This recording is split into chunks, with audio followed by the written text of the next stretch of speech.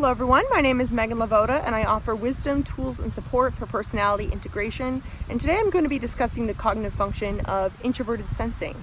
And so if you've been following me for a while, you're probably already familiar with cognitive functions, but today I'm going to be offering my understanding in my own words of what introverted sensing is as a cognitive function.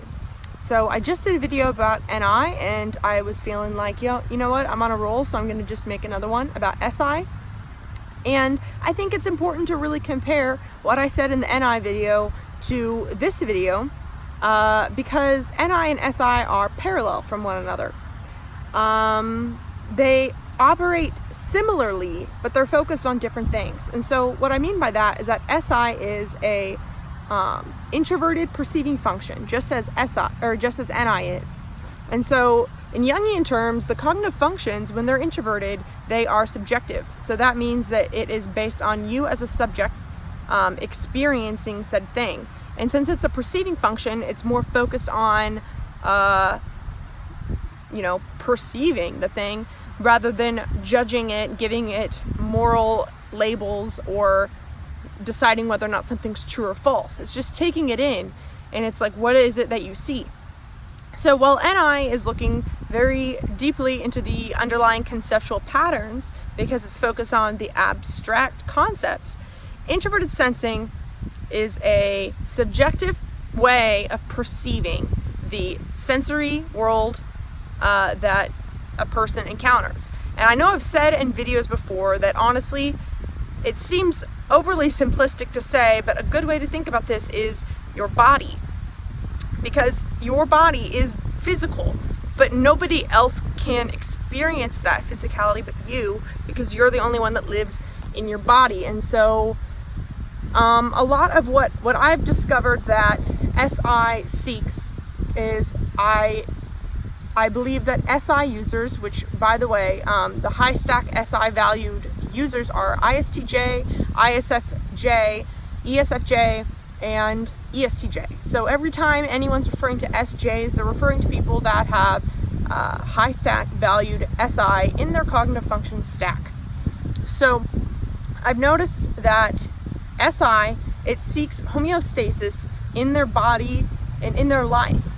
They notice when something is off kilter in their sensory world. That's why they are stereotypically referred to as the sort of people that are creatures of habit or really good at routine.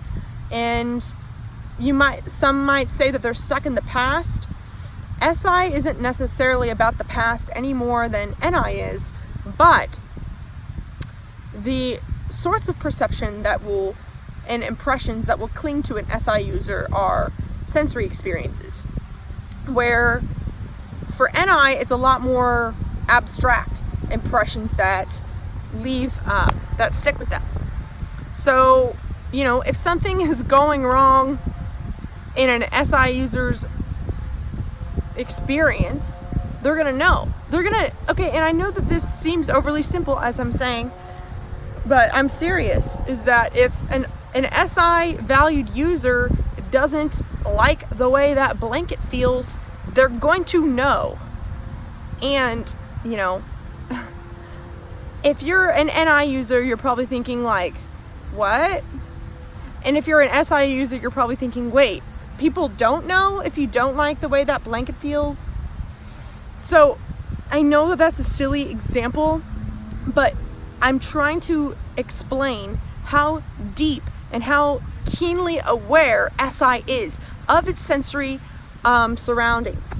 If you were to give those tests where there's like an image with okay, honestly, Where's Waldo? Where's Waldo is a perfect example of something that a high stack SI user would probably be really good at spotting where the hell Waldo is. Or like remembering, like if you see an image of a room and then it goes away and then you see the image again and it's like, what's now missing from this room? That's something that SI is going to be very skilled at.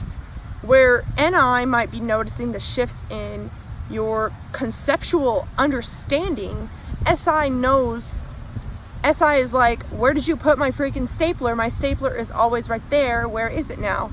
They know what is going on around them, and they have a very sharp perception. but they're also subjective.